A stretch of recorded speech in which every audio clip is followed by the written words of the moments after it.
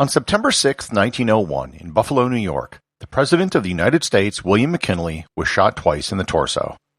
7 days later, he passed away due to an infection. For the third time in only 36 years, a U.S. president had been assassinated. Yet, few people remember this event, or even the president himself. Learn more about the assassination of President William McKinley on this episode of Everything Everywhere Daily.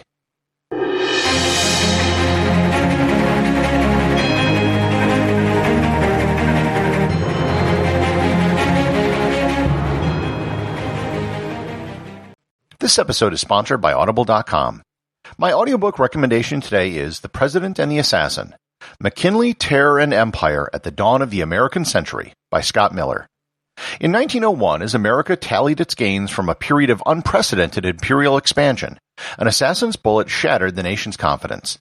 The shocking murder of President William McKinley threw into stark relief the emerging new world order of what would become known as the American Century. The President and the Assassin is the story of the momentous years leading up to that event, and of the very different paths that brought together two of the most compelling figures of the era, President William McKinley and Leon Czolgosz, the anarchist who murdered him. Scott Miller chronicles how these two men, each pursuing what they considered to be right and honorable, collided in violence in 1901.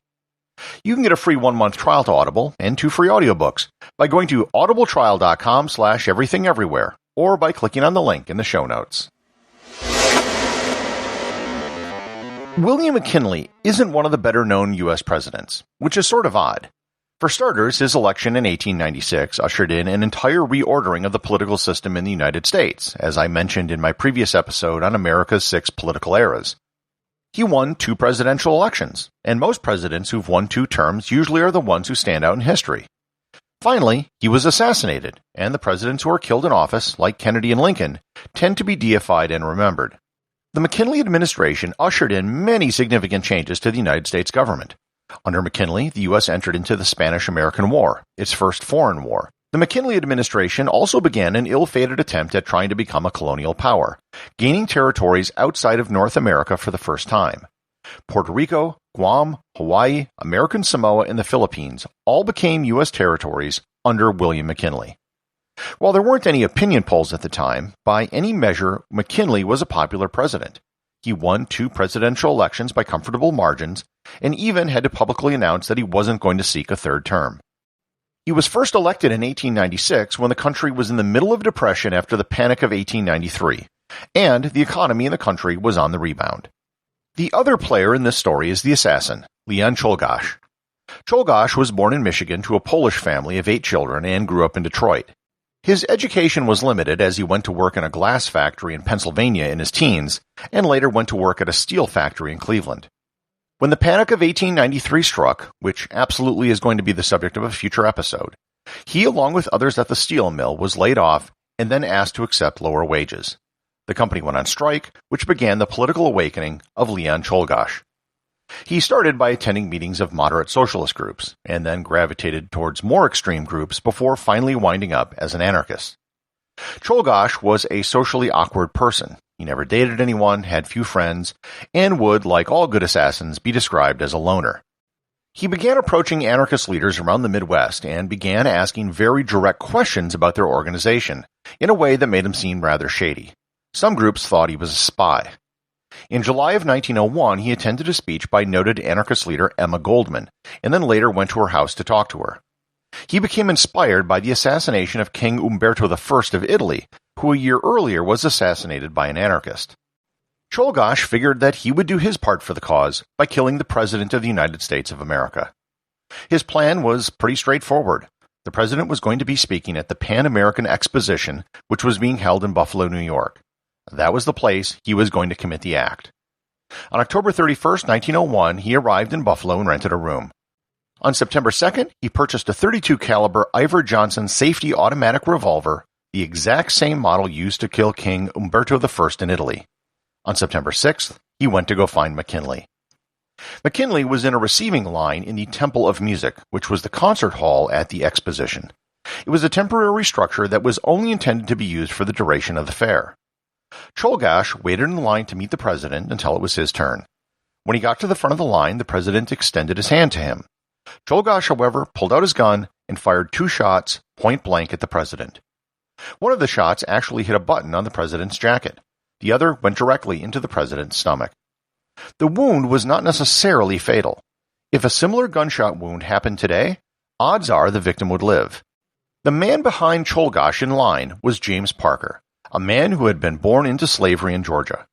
Parker punched Czolgosz in the neck and wrestled him to the ground, knocking the gun out of his hand before he could fire a third shot.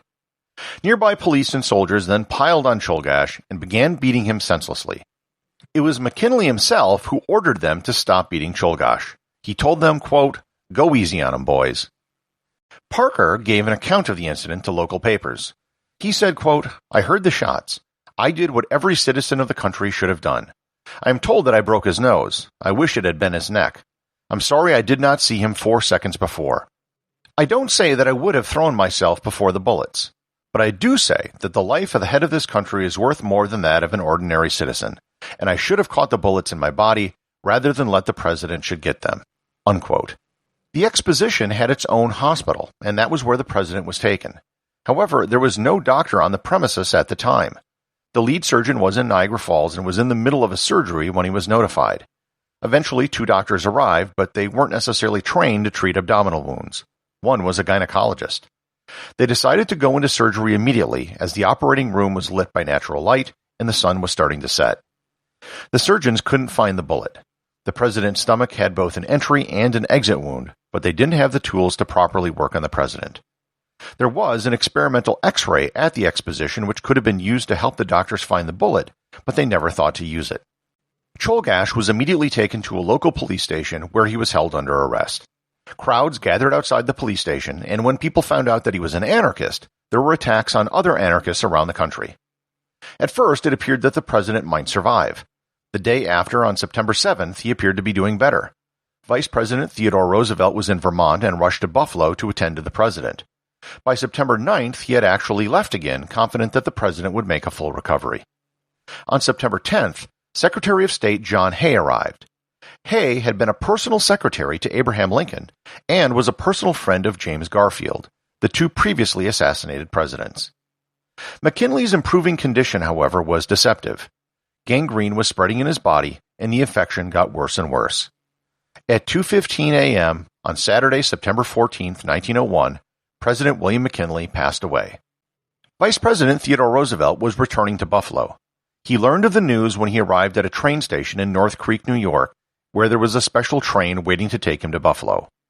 When he arrived in Buffalo, the decision was made to take the oath of office immediately. As for Czolgosz, he was indicted by a grand jury just 2 days after the president's death. He was assigned 2 defense attorneys, but he refused to speak to either of them as he viewed them as being part of the system he was trying to fight. He did, however, speak freely and often with his prison guards. The trial began on September 23rd, just 9 days after McKinley's death. Czolgosz entered a plea of guilty, but the judge recorded it as not guilty. The defense had no witnesses, and because Czolgosz refused to cooperate, he really had no defense at all. The case was open and shut as there were multiple witnesses, a murder weapon, and Czolgosz never really challenged the fact that he did it. The jury found him guilty after only 30 minutes, and that was only because they took the time to review the evidence.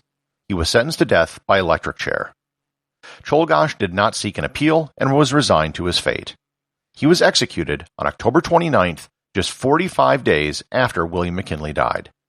His last words were, quote, "I killed the president because he was the enemy of the good people, the good working people. I am not sorry for my crime. I am sorry I could not see my father." Unquote. His body was drenched with sulfuric acid before burial to facilitate the dissolution of his corpse. The aftermath of the assassination had several repercussions. After 3 presidential assassinations in just 36 years, steps were finally taken to improve presidential security. Agents of the Treasury Department, known as the Secret Service, were immediately assigned by Congress to provide protection for the president, and that became permanent in 1902. The anarchist movement became divided on the question of Leon Czolgosz. Some thought the assassination a good thing, and others thought it hurt the movement more than it helped. McKinley was buried in Canton, Ohio, in one of the largest tombs dedicated to any president of the United States. James Parker, the man who tackled Czolgosz, refused to take any money, but did go on a speaking tour after the assassination where he addressed sold-out crowds. He went on to become a salesman for a magazine dedicated towards Pullman porters and other African American hotel employees. The location of the assassination was a temporary structure, so it was eventually torn down. Today, the location is marked by a very small stone in the median of a very unassuming residential street. Today, the presidency and assassination of William McKinley has mostly been forgotten. Nonetheless, at least in 1901, it was the single biggest story in the United States. The associate producer of Everything Everywhere Daily is Thor Thomsen. If you'd like to support the show, please donate over at patreon.com. There is content only available to supporters, merchandise, and even opportunities for a show producer credit. If you know someone you think would enjoy the show, please share it with them. Also remember, if you leave a 5-star review, I'll read your review on the show.